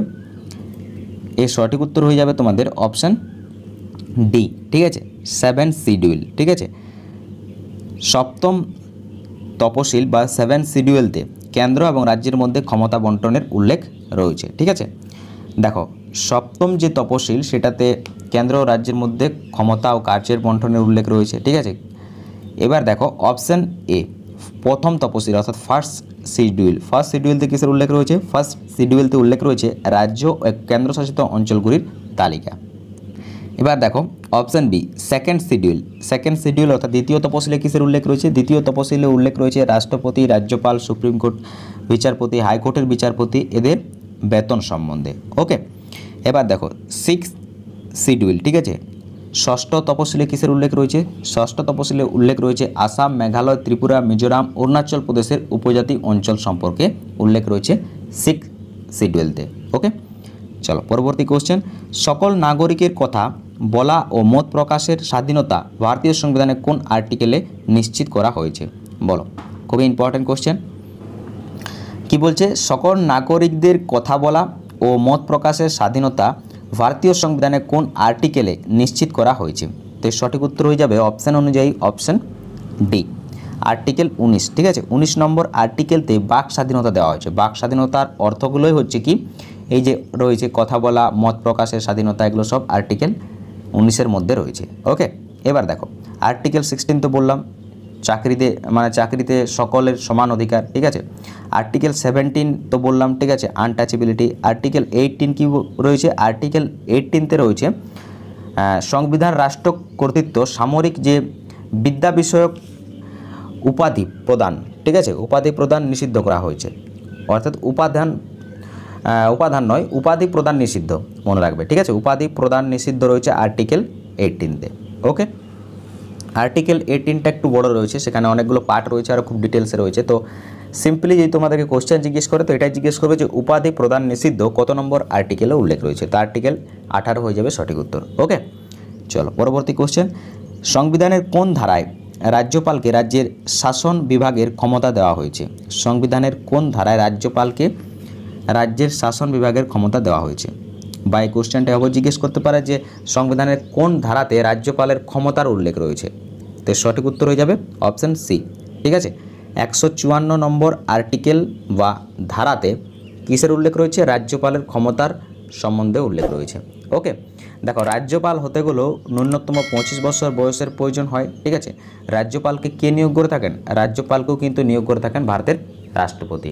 আর রাজ্যপাল কাকে নিয়োগ করেন? রাজ্যপাল নিয়োগ করেন রাজ্যের যে পিএসসি অফিসার, যেমন ডাব্লিউপিএসসির যে অফিসার, ডাব্লিউবিসিএস অফিসার রয়েছে, ঠিক আছে, ডিস্ট্রিক্ট জাজ যারা রয়েছে তাদেরকে নিয়োগ করেন রাজ্যপাল। ঠিক আছে, এছাড়া মুখ্যমন্ত্রীকে শপথ বাক্য পাঠ করান বা নিয়োগ করেন রাজ্যপাল। ওকে, চলো পরবর্তী কোশ্চেন দেখো, ভারতীয় সংবিধানের মৌলিক অধিকার ও সংখ্যালঘু সমিতির চেয়ারম্যান কে ছিলেন? ভারতীয় সংবিধানের মৌলিক অধিকার ও সংখ্যালঘু সমিতির চেয়ারম্যান কে ছিলেন বলো? Important question. ঠিক আছে, সংবিধানের ইতিহাস থেকে এই কোশ্চেনটা নেওয়া হয়েছে, তো সঠিক উত্তর কী হবে চেষ্টা করো। ঠিক আছে, দেখি কার কার কমেন্ট আসছে। চলো ফার্স্ট কমেন্ট করো। এখনও কারো কমেন্টের উত্তর তো আমি পেলাম না দেখতে। চলো চেষ্টা করো কমেন্ট করো। ঠিক আছে, ভুল হোক ঠিক হোক কমেন্ট করো। তো সঠিক উত্তর হয়ে যাবে অপশান ডি। ঠিক আছে, সর্দার প্যাটেল। সর্দার বল্লভভাই প্যাটেল ছিলেন মৌলিক অধিকার ও সংখ্যালঘু সমিতির চেয়ারম্যান। ওকে, দেখো আর কি রয়েছে এখানে, দেখো জওহরলাল নেহরু। জওহরলাল নেহরু কোন কমিটির চেয়ারম্যান ছিলেন? জওহরলাল নেহরু ছিলেন কোন কমিটির চেয়ারম্যান? তিনি ছিলেন কেন্দ্রীয় ক্ষমতা সমিতির চেয়ারম্যান। ওকে, এছাড়াও তিনি কেন্দ্রীয় সংবিধান সমিতিরও চেয়ারম্যান ছিলেন। আর ডক্টর ভীমরাও আম্বেদকর কোন কমিটির চেয়ারম্যান ছিলেন? তিনি ছিলেন কিসের? খসড়া সমিতির চেয়ারম্যান ছিলেন। ওকে, আর বিএন রাও কিন্তু সংবিধানের উপদেষ্টা অর্থাৎ কে ছিলেন? অ্যাডভাইজার ছিলেন, মনে রাখবে। ঠিক আছে, চলো পরবর্তী কোশ্চেন দেখো, বর্তমানে লোকসভার আসন সংখ্যা কত? ঠিক আছে, দেখো এটা খুবই একটা ইম্পর্টেন্ট কোশ্চেন আর আপডেটেড কোশ্চেন। যদি তোমাদেরকে এখন লেটেস্ট আপডেট করা হয়, ঠিক আছে, বা লেটেস্ট আপডেটে যদি কোশ্চেনটা জিজ্ঞেস করা হয় তাহলে কিন্তু অপশান হয়ে যাবে সঠিক উত্তর অপশান বি, 543টি। কারণ বর্তমানে যে অ্যাংলো ইন্ডিয়ানের সিট ছিল 2টি, যেটাকে রাষ্ট্রপতি নিয়োগ করতো, সেটা কিন্তু আর নেই। সেটাকে 104তম সংবিধান সংশোধন যেটা 2020 সালে হয়েছে সেই সংশোধনতে বাদ দিয়ে দেওয়া হয়। ঠিক আছে, এটা বিলটা আই থিঙ্ক একটা লাগু হয়েছিল 2019 সালে, আর এটা পাস হয়ে যায় 2020 সালে। আর তারপর থেকে অ্যাংলো ইন্ডিয়ানদের যে সিট সেটা আর লোকসভাতে সংরক্ষিত নেই। ঠিক আছে, তো বর্তমানে লোকসভার যে সিট সংখ্যা সেটা হচ্ছে 543 জন। আর যদি তোমরা বইতে দেখতে যাও তো এখনও বেশিরভাগ বইতেই 545 জনই পাবে, বা যদি পরীক্ষায় দেখবে যদি তোমাদের 543 অপশানে না থাকে তাহলে কিন্তু 545-এ টিক করবে। ঠিক আছে, যদি 540, 560, 550 এবং 545 থাকে তাহলে 545-এ টিক করবে। আর সর্বোচ্চ সংখ্যা যদি তোমাদেরকে জিজ্ঞেস করে তো মনে রাখবে 550 জন। ওকে, তো চলো পরবর্তী কোশ্চেন দেখো, কত নম্বর অনুচ্ছেদ লাগু হলে সংসদ তার স্বাভাবিক কার্যকাল বৃদ্ধি করতে পারে? দেখো কত নম্বর অনুচ্ছেদ লাগু হলে বা আর্টিকেল লাগু যদি হয়ে যায় অর্থাৎ কার্যকর হয়ে যায় তাহলে সংসদের কার্যকাল কত? ম্যাক্সিমাম হচ্ছে 5 বছর। ঠিক আছে, 5 বছর পরেই কিন্তু সংসদের যে পার্লামেন্টের প্রথম যেটা লোকসভা, ঠিক আছে, নিম্নকক্ষ যেটা, ঠিক আছে, সংসদের যেটা নিম্নকক্ষ লোকসভা, এখানে একটু টাইপিংয়ে এদিক ওদিক রয়েছে, এখানে সংসদের জায়গাতে লোকসভা থাকলে ভালো হতো। ঠিক আছে, কত নম্বর অনুচ্ছেদে বা কত নম্বর অনুচ্ছেদ লাগু হলে সংসদের লোকসভা তার স্বাভাবিক কার্যকালকে বৃদ্ধি করতে পারে? ঠিক আছে, লোকসভা কথাটি উল্লেখ থাকলে কোশ্চেনটি প্রপার কোশ্চেন হয়ে যেত। ঠিক আছে, একটু টাইপিংয়ে এদিক ওদিক রয়েছে। তো বলো, দেখো লোকসভার কার্যকাল এমনিতে 5 বছর, কিন্তু আর্টিকেল কত নম্বর আর্টিকেল বলো? আর্টিকেল যদি 352 লাগু হয়ে যায়, অর্থাৎ ভারতে যদি জরুরি অবস্থা লাগু হয়ে যায়, জরুরি অবস্থা কে লাগু করে? রাষ্ট্রপতি লাগু করেন, মনে রাখবে। ঠিক আছে, যদি রাষ্ট্রপতি 352 নম্বর আর্টিকেল লাগু অর্থাৎ কার্যকর করে দেন তাহলে কিন্তু লোকসভার যে কার্যকাল মেয়াদ সেটাকে ইনক্রিজ করা যেতে পারে। ঠিক আছে, সর্বোচ্চ কতদিন ইনক্রিজ করা যেতে পারে? 1 বছর ইনক্রিজ করা যেতে পারে, মনে রাখবে, ওর বেশি কিন্তু ইনক্রিজ করা যাবে না। চলো পরবর্তী কোশ্চেন, ভারতীয় সংবিধান অনুসারে কি প্রকারের নাগরিকত্ব প্রদান করা হয়? ভারতীয় সংবিধান অনুসারে কি প্রকার নাগরিকত্ব প্রদান করা হয়? ভারতীয় ব্যক্তিদের মানে আমাদের কোন নাগরিকত্ব রয়েছে বলো? নিম্নে 4টা অপশনের মধ্যে সঠিক উত্তর কী হবে? সঠিক উত্তর হয়ে যাবে অপশন এ। ঠিক আছে, একটি মাত্র নাগরিকত্ব রয়েছে। ঠিক আছে, সিঙ্গেল সিটিজেনশিপ রয়েছে ভারতীয় সংবিধানে উল্লেখ। ওকে, চলো পরবর্তী কোশ্চেন, ভারতীয় সংবিধান অনুসারে কে বা কারা চূড়ান্ত সার্বভৌমের অধিকারী? ঠিক আছে, ভারতীয় সংবিধান অনুসারে কে বা কারা চূড়ান্ত সার্বভৌমের অধিকারী বলো? এর সঠিক উত্তর কী হবে? এর সঠিক উত্তর হয়ে যাবে অপশন ডি। ঠিক আছে, ভারতের সকল নাগরিক। ভারতের জনগণ বা নাগরিক হলেন কি ভারতীয় সংবিধান অনুসারে চূড়ান্ত সার্বভৌমত্বের অধিকারী। ওকে, চলো পরবর্তী কোশ্চেন, কোন প্রধানমন্ত্রীর আমলে কোন বছর ভারতীয় সংবিধানে নাগরিকদের ভোটাধিকারের বয়স কমিয়ে 21 থেকে 18 করা হয় বলো? দেখো, ভোটাধিকারের যে বয়স সেটা 21 থেকে 18 করা হয় কততম অ্যামেন্ডমেন্ট বা সংবিধান সংশোধন দ্বারা? 61তম সংবিধান সংশোধন দ্বারা। ঠিক আছে, 61তম সংবিধান সংশোধন কত সালে হয়েছিল এটা যদি তোমরা জানো তাহলে ডেফিনেটলি এই কোশ্চেনটা সলভ করতে পারবে। কত সালে হয়েছিল? 1989-তে। আমি এটা অনেকবার সংবিধানের ক্লাসে আলোচনা করে বলেছি। তো সঠিক উত্তর হয়ে যাবে অপশন বি। ঠিক আছে, যখন ভোটাধিকারের বয়স 21 থেকে কমিয়ে 18 করা হয় তখন প্রধানমন্ত্রী ছিলেন রাজীব গান্ধী মহাশয়। ঠিক আছে, সালটা ছিল 1989। ওকে, চলো পরবর্তী কোশ্চেন, ভারত সংবিধান দিবস কবে পালিত হয়? ঠিক আছে, এখানেও একটু টাইপিংয়ে ভুল রয়েছে। ভারতের সংবিধান দিবস কবে পালিত হয় এইভাবে কোশ্চেনটা থাকতো। ঠিক আছে, ভারতের সংবিধান দিবস কবে পালিত হয়? খুবই সিম্পল, বলো এর সঠিক উত্তর কী হবে? এর সঠিক উত্তর হয়ে যাবে অপশান ডি, 26শে নভেম্বর। 26শে নভেম্বর দিনটিকে সংবিধান দিবস হিসাবে সেলিব্রেট করা হয়, কনস্টিটিউশন ডে হিসাবে সেলিব্রেট করা হয় 26শে নভেম্বর দিনটিকে। ওকে, মনে রাখবে 26শে নভেম্বর, 26শে জানুয়ারি কিন্তু নয়, 26শে জানুয়ারি কিন্তু রিপাবলিক ডে। ওকে, চলো পরবর্তী কোশ্চেন, নিম্নের কোন মহান ব্যক্তিত্ব ভারতীয় সংবিধানের রচয়িতার সাথে যুক্ত নন? দেখো ইম্পর্টেন্ট কোশ্চেন, নিম্নের কোন মহান ব্যক্তিত্ব ভারতীয় সংবিধানের রচয়িতার সাথে যুক্ত নন? যে 4জন মহান ব্যক্তিত্ব রয়েছেন তার মধ্যে কে যুক্ত ছিলেন না বলো? এর সঠিক উত্তর হয়ে যাবে অপশান অনুযায়ী অপশান এ, মোহনদাস করমচাঁদ গান্ধী। মোহনদাস করমচাঁদ গান্ধী কিন্তু অর্থাৎ মহাত্মা গান্ধী সংবিধান রচয়িতার সাথে বা সংবিধান রচনার সাথে যুক্ত ছিলেন না। ঠিক আছে, বাকি জওহরলাল নেহরুও ছিলেন, আর বি.আর. আম্বেদকর মহাশয় ছিলেন, সর্দার বল্লভভাই প্যাটেল মহাশয়, এনার 3জনেই কিন্তু সংবিধান রচয়িতার সাথে যুক্ত ছিলেন। ওকে, চলো পরবর্তী কোশ্চেন, লোকসভার কার্যকালের মেয়াদ ঠিক আছে সর্বোচ্চ কতদিন বৃদ্ধি করা যেতে পারে বলো? লোকসভার কার্যকালের মেয়াদ সর্বোচ্চ কতদিন বৃদ্ধি করা যেতে পারে? তো সঠিক উত্তর হয়ে যাবে অপশান অনুযায়ী অপশান, বলো একটু আগে আমি আলোচনার মাধ্যমে বললাম option B is the right answer. জরুরি অবস্থার সময়ে লোকসভার কার্যকাল যে মেয়াদ থাকে সেটাকে ইনক্রিজ করা যেতে পারে, 5 থেকে 1 বছর বাড়ানো যেতে পারে। ঠিক আছে, 6 বছর পর্যন্ত সর্বোচ্চ করা যেতে পারে, সেটা যদি আর্টিকেল 352 লাগু হয় তাহলে। ঠিক আছে, আদারওয়াইজ এমনিতে লোকসভার কার্যকালের মেয়াদ কিন্তু 5 বছর। ওকে, চলো পরবর্তী কোশ্চেন, নিচের কোনটি মৌলিক অধিকার নয়? নিচের কোনটি মৌলিক অধিকার নয় বলো? দেখো মৌলিক অধিকার কোনটি নয়, ঠিক আছে, যে 4টা অপশান রয়েছে তার মধ্যে এটাও পারবে কারণ আমি সংবিধানের ক্লাসে এই সম্বন্ধেও কিন্তু খুব ডিটেলসে আলোচনা করেছি। তাই সঠিক উত্তর হয়ে যাবে অপশান ডি, সমকাজে সমবেতন। এটা কিন্তু মৌলিক অধিকারের মধ্যে পড়ে না। ঠিক আছে, দেখো ধর্মীয় স্বাধীনতার অধিকার, ঠিক আছে, ধর্মীয় স্বাধীনতার অধিকার কত থেকে কত আর্টিকেলের মধ্যে রয়েছে? আর্টিকেল 25 থেকে শুরু হচ্ছে, আর্টিকেল 25 থেকে শুরু হচ্ছে ধর্মীয় স্বাধীনতার অধিকার, আর শেষ হচ্ছে কত দিয়ে গিয়ে বলো? কত দিয়ে? 31। ঠিক আছে, আর্টিকেল 25 থেকে 31 পর্যন্ত রয়েছে ধর্মীয় স্বাধীনতার অধিকার। আর আইনের চোখে সকলেই সমান। ঠিক আছে, এটা মানে আইনের অধিকার বলছে। ঠিক আছে, আচ্ছা ওটা বাদ দাও, অপশান সি দেখো। ঠিক আছে, শোষণের বিরুদ্ধে অধিকার, শোষণের বিরুদ্ধে অধিকার হচ্ছে আর্টিকেল 23, আর্টিকেল 24। এটা কিন্তু ইম্পর্টেন্ট, মনে রাখবে। আর্টিকেল 23 এবং 24তেই উল্লেখ রয়েছে যে শিশুদের উপর, নারীদের উপর নির্যাতন করা যাবে না। যেমন স্পেশালি যদি তোমাদেরকে জিজ্ঞেস করে যে আর্টিকেল 24, আর্টিকেল 24তে উল্লেখ রয়েছে যে 14 বছরের নিচে কোনো শিশুকে কোনো কলকারখানাতে কাজ করা নিষিদ্ধ। ওকে, চলো পরবর্তী কোশ্চেন দেখো, কোনো রাজ্যে ডিস্ট্রিক্ট জাজ নিযুক্ত হয় কার দ্বারা?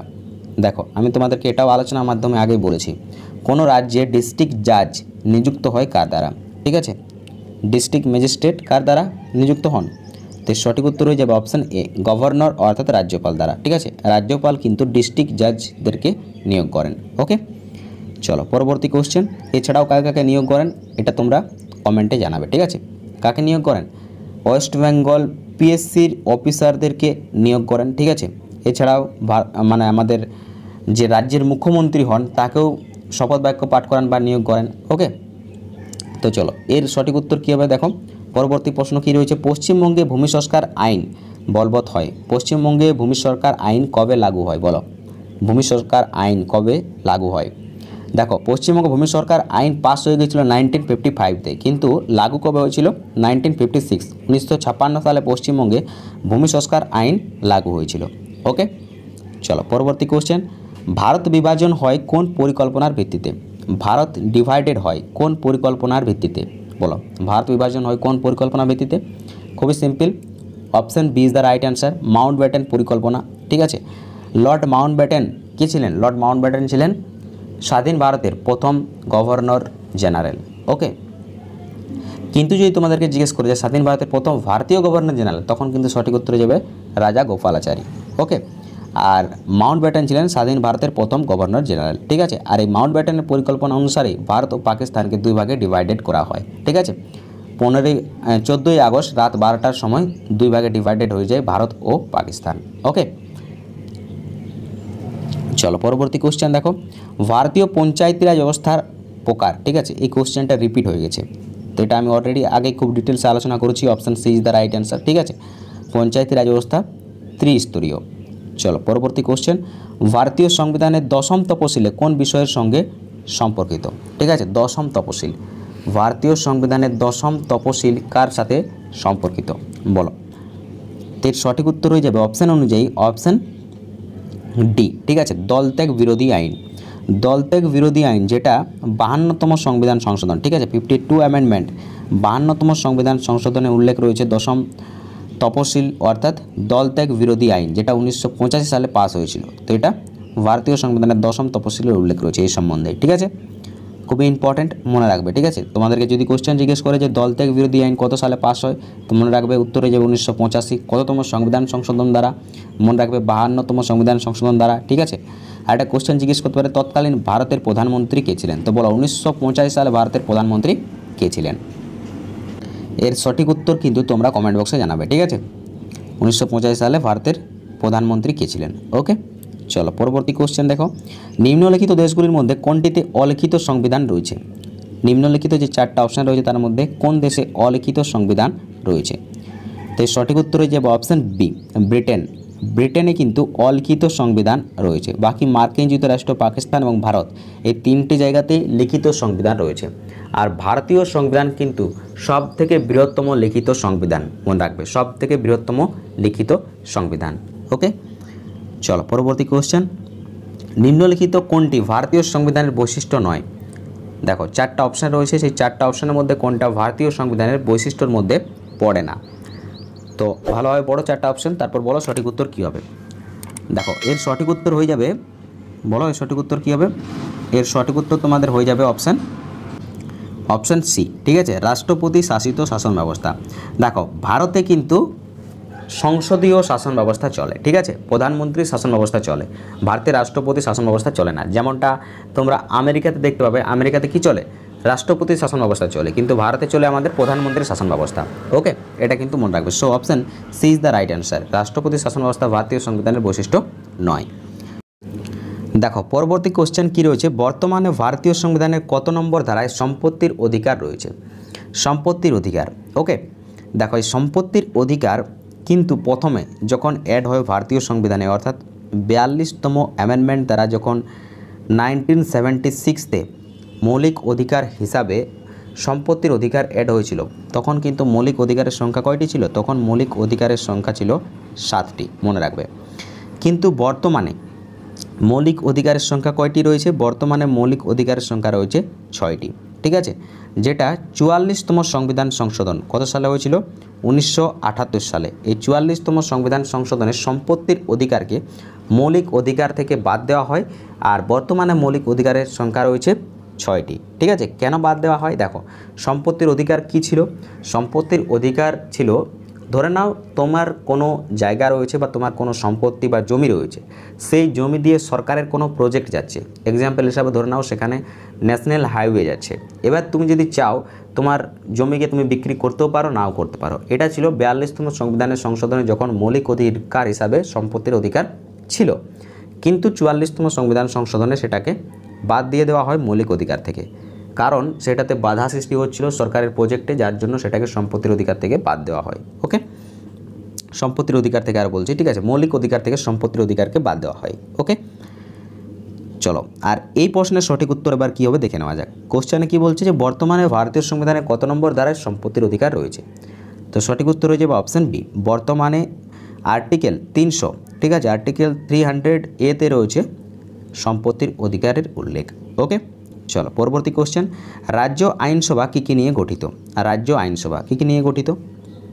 দেখো, যদি তোমাদেরকে জিজ্ঞেস করে কেন্দ্রীয় আইনসভা, ঠিক আছে, কেন্দ্রীয় আইনসভা কী কী নিয়ে গঠিত? তো কেন্দ্রীয় আইনসভা গঠিত হচ্ছে কি লোকসভা, রাজ্যসভা এবং প্রেসিডেন্ট। ঠিক আছে, লোকসভা, রাজ্যসভা এবং প্রেসিডেন্ট নিয়ে গঠিত হচ্ছে কেন্দ্রীয় আইনসভা। তো ঠিক তেমনটাই রাজ্য আইনসভা কী কী নিয়ে গঠিত? Option D is the right answer, বিধানসভা, বিধান পরিষদ এবং রাজ্যপাল। বিধানসভা, বিধান পরিষদ এবং রাজ্যপাল নিয়ে গঠিত হচ্ছে রাজ্য আইনসভা। ওকে, চলো পরবর্তী কোশ্চেন, রাজ্য আইনসভার উচ্চকক্ষের নাম কি? ঠিক আছে, দেখো, কেন্দ্রীয় আইনসভা, কেন্দ্রীয় আইনসভা দুটো কক্ষ, একটা হচ্ছে লোকসভা, ঠিক আছে, আরেকটা কি, আরেকটা হচ্ছে রাজ্যসভা। তো লোকসভা হচ্ছে কি, লোকসভা হচ্ছে নিম্নকক্ষ আর রাজ্যসভা হচ্ছে উচ্চকক্ষ। ওকে, তো একদম ঠিক তেমনটাই রয়েছে আমাদের রাজ্য আইনসভাতেও। ঠিক আছে, তেমনটাই রয়েছে রাজ্য আইনসভাতে। দেখো, রাজ্য আইনসভাতেও রয়েছে দুইটি কক্ষ, একটা হচ্ছে কি বিধানসভা, ঠিক আছে, বিধানসভা, আরেকটা হচ্ছে কি বিধান পরিষদ। ঠিক আছে, একটা হচ্ছে বিধান পরিষদ। তো বিধান পরিষদ হচ্ছে কি উচ্চকক্ষ, বিধান পরিষদ হচ্ছে উচ্চকক্ষ, আর বিধান সভা হচ্ছে কি নিম্ন কক্ষ।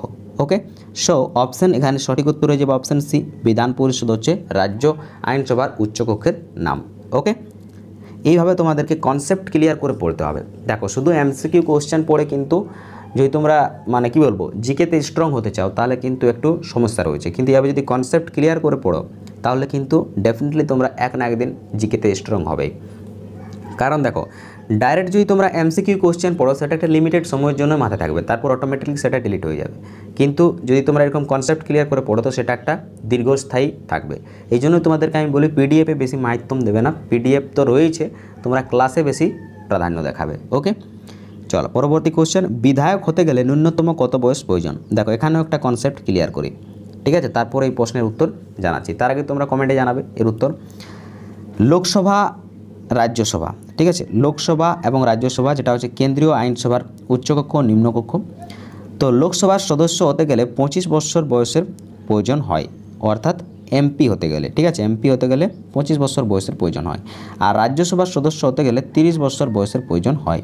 ওকে, এবার ঠিক তেমনটাই রয়েছে আমাদের রাজ্যের আইনসভাতে। ঠিক আছে, যদি তুমি বিধান পরিষদের সদস্য হতে চাও, ঠিক আছে, বিধান পরিষদ মনে রাখবে, ঠিক আছে, এখানে সমস্ত কিছু তো লেখা যাচ্ছে না, আমি শর্টে লিখছি। বিধান পরিষদের সদস্য হতে গেলে 30 বছরের বয়সের প্রয়োজন হয়। আর যদি তুমি বিধানসভার সদস্য হতে চাও, যেটাকে আমরা বলে থাকি কি এমএলএ হতে চাও, তাহলে কত বছর বয়সের প্রয়োজন হয়? 25 বছর বয়সের প্রয়োজন হয়। ঠিক আছে, এমপির ফুল ফর্ম হচ্ছে মেম্বার অফ পার্লামেন্ট, আর এমএলএর ফুল ফর্ম কি মেম্বার অফ লেজিসলেটিভ অ্যাসেম্বলি, এটা হচ্ছে এমএলএর ফুল ফর্ম। ওকে, চলো পরবর্তী কোশ্চেন দেখো, চলো পরবর্তী কোশ্চেন দেখো কি রয়েছে। পরবর্তী কোশ্চেন রয়েছে, ভারতবর্ষের কয়টি রাজ্যে বিধান পরিষদ বর্তমান? দেখো, ভারতের সমস্ত রাজ্যে কিন্তু বিধান পরিষদের যে উল্লেখ সেটা নেই। ঠিক আছে, 28টি রাজ্যের মধ্যে 28টি রাজ্যে নেই। বর্তমানে কয়টি রাজ্যে রয়েছে বিধান পরিষদ? দেখো, এই প্রশ্নের উত্তর যদি তোমরা বইতে পড়ো তা আমি দেখছি বেশিরভাগ বইতে উত্তর রয়েছে 7টি। ঠিক আছে, কিন্তু বর্তমানে আপডেট হয়েছে, ঠিক আছে, আপডেট হওয়ার ফলে বর্তমানে কিন্তু বিধান পরিষদের সংখ্যা যেটা সেটা রয়েছে ছয়টি রাজ্যে।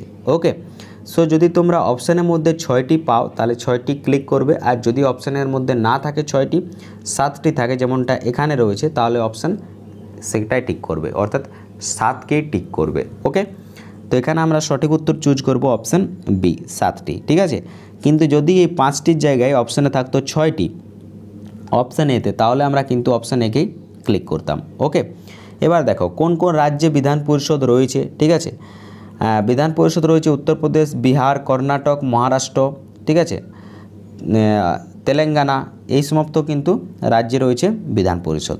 ওকে, চলো পরবর্তী কোশ্চেন দেখো, রাজ্য বিধান পরিষদ ও তার সদস্যদের বিশেষাধিকার সম্পর্কে আলোচনা করা হয়েছে সংবিধানের কোন ধারায়?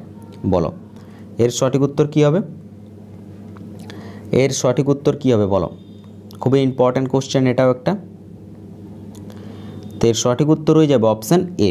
ঠিক আছে, আর্টিকেল 194 অর্থাৎ 194 অনুচ্ছেদে উল্লেখ রয়েছে রাজ্য বিধান পরিষদ ও তার সদস্যদের বিশেষাধিকার সম্পর্কে। ওকে, চলো পরবর্তী কোশ্চেন দেখো, নাগরিকদের মৌলিক অধিকার রক্ষার্থে সুপ্রিম কোর্ট ও হাইকোর্ট কয় প্রকার লেখ জারি করতে পারে? নাগরিকদের যে মৌলিক অধিকার, সেই মৌলিক অধিকার রক্ষার্থে সুপ্রিম কোর্ট ও হাইকোর্ট লেখ জারি করতে পারে কয় প্রকার? তো সঠিক উত্তর হয়ে যাবে অপশান বি, 5 প্রকারের লেখ জারি করতে পারে সুপ্রিম কোর্ট ও হাইকোর্ট মৌলিক অধিকার রক্ষার্থে। মৌলিক অধিকার কোন দেশের সংবিধান থেকে নেওয়া হয়েছে? মৌলিক অধিকার নেওয়া হয়েছে কোথা থেকে? আমেরিকার দেশ থেকে। ওকে, চলো পরবর্তী কোশ্চেন কি রয়েছে দেখো, উপরাষ্ট্রপতির পদচ্যুতির প্রস্তাব কোন কক্ষে উদযাপিত হয়? দেখো উপরাষ্ট্রপতি, ঠিক আছে, উপরাষ্ট্রপতিকে যদি পদচ্যুত করতে চায় তাহলে কোন কক্ষে সেই প্রস্তাবটাকে উদযাপিত করতে হবে? ঠিক আছে, দেখো উচ্চকক্ষ আর নিম্নকক্ষ দুটো কক্ষ রয়েছে। তো কোন কক্ষে উপরাষ্ট্রপতি সভাপতিত্ব করেন? উপরাষ্ট্রপতি সভাপতিত্ব করেন কোথায়? রাজ্যসভাতে।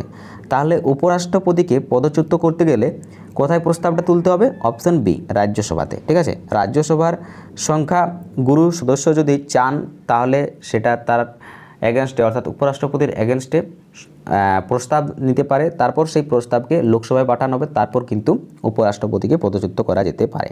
ওকে, চলো পরবর্তী কোশ্চেন, মুখ্য নির্বাচন কমিশন কত বছরের জন্য নির্বাচিত হন? মুখ্য নির্বাচন কমিশনার, চিফ ইলেকশন কমিশনের কথা বলা হচ্ছে, নির্বাচন কমিশনের কথা বলা হয়নি। ওকে, তো সঠিক উত্তর হয়ে যাবে অপশান সি, 6 বছর। মুখ্য নির্বাচন কমিশনার 6 বছরের জন্য নির্বাচিত হন। ঠিক আছে, আর যদি তোমাদেরকে জিজ্ঞেস করে যে নির্বাচন কমিশনার কয় বছরের জন্য নির্বাচন হন, তখন কিন্তু সঠিক উত্তর হয়ে যাবে 5 বছর। ওকে, তো বর্তমানে মুখ্য নির্বাচন কমিশন কে রয়েছেন, অর্থাৎ চিফ ইলেকশন কমিশনার কে রয়েছেন, এটা তোমরা কমেন্ট বক্সে জানাবে। ওকে, চলো পরবর্তী কোশ্চেন, এই কোশ্চেনের অ্যান্সার তো আমি বলবো না, এর অ্যান্সার তোমরা জানাবে কমেন্টে। ঠিক আছে, সংবিধান সংশোধন পদ্ধতি কোন দেশের সংবিধান থেকে নেওয়া হয়েছে? এটা কিন্তু আমার সংবিধানের ক্লাসে আলোচনা করা কোশ্চেন। বলো, সংবিধান সংশোধন পদ্ধতি কোন দেশের সংবিধান থেকে নেওয়া হয়েছে? দক্ষিণ আফ্রিকা, নাকি ইংল্যান্ড, নাকি আমেরিকা, নাকি আয়ারল্যান্ড? ওকে, চলো পরবর্তী কোশ্চেন কী রয়েছে তোমাদের জন্য? পরবর্তী কোশ্চেন রয়েছে কেন্দ্রীয় আইনসভা কী কী নিয়ে গঠিত? এটারও অ্যান্সার আমি বলেছি। ঠিক আছে, লোকসভা, রাজ্যসভা, বিধানসভা, বিধান পরিষদ, রাজ্যসভা, লোকসভা, রাজ্যসভা, রাষ্ট্রপতি। বলো কাকে নিয়ে গঠিত কেন্দ্রীয় আইনসভা?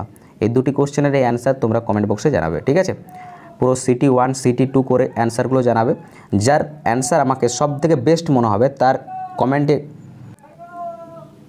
দেখো, যার অ্যান্সার সব থেকে বেস্ট মনে হবে, সব থেকে বেস্ট, তার অ্যান্সারটি কিন্তু আমি কমেন্ট বক্সে পিন করে দেবো। ঠিক আছে, সো নিজেদের যে অ্যান্সার সেটা একটু ইউনিক করে ভালো করে সাজানোর চেষ্টা করবে। ঠিক আছে, আর কমেন্ট কিন্তু নিশ্চয়ই করবে। ঠিক আছে, তো চলো দেখো এবার ক্লাসের আলোচনা আমাদের শেষ হলো। ঠিক আছে, আজকের ক্লাসটা একটু লেন্থি হয়ে গেল অনেকটাই ডিটেলস আলোচনা করার জন্য। তো যদি ভিডিওটি উপকৃত মনে হয়, আমার পরিশ্রম যদি তোমাদের একটুও মনে হয় যে হ্যাঁ উপকার এসেছে, তো একটা লাইক করবে। কিন্তু তোমাদের লাইক আমাকে প্রচুর মোটিভেট করে। এই ভিডিওতে আমি লাইক চাই প্রায় 500টি। ঠিক আছে, 500টি লাইক তোমরা কমপ্লিট করে দেবে। ওকে, এটাই টার্গেট। আর ম্যাক্সিমাম কিন্তু তোমার 10 জন বন্ধুকে শেয়ার করবে ভিডিওটি, 10 জন বন্ধুকে, বেশি নয়। ওকে, আর যদি কোনো কোশ্চেন সম্বন্ধে বা আলাদা কোনো ফিডব্যাক তোমার জানানোর ইচ্ছে থাকে তাহলে তোমরা কমেন্ট বক্সে জানাতে পারো, কারণ তোমাদের প্রত্যেকের ফিডব্যাক আমি পড়ে থাকি এবং প্রত্যেককে রিপ্লাইও দিয়ে থাকি। সো তোমাদের ফিডব্যাক আমার কাছে মোস্ট ইম্পর্টেন্ট, কমেন্ট বক্সে তোমাদের ফিডব্যাকটা জানাবে। ওকে, আর চ্যানেলে যদি নতুন হয়ে থাকো আর চ্যানেলের পিডিএফের প্রয়োজন, ঠিক আছে, এখনও Telegram channel, Facebook page, WhatsApp গ্রুপে যুক্ত হওনি তো ডেসক্রিপশন বক্সে লিঙ্ক রয়েছে, সেখানে যুক্ত হয়ে যাবে। সেখানে কিন্তু পিডিএফ সম্পূর্ণ ফ্রিতে তোমরা পেয়ে থাকবে। ওকে, সো যুক্ত হয়ে যাবে টেলিগ্রাম চ্যানেলে। ওকে, তো যাই হোক, ভিডিওটি শেষ পর্যন্ত দেখার জন্য অসংখ্য ধন্যবাদ। ভালো থেকো, সুস্থ থেকো, নিজের খেয়াল রাখো, সর্বদা মোটিভেট থাকো। সফলতা এখন একদিন আসবে। জয় হিন্দ, বন্দে মাতরম।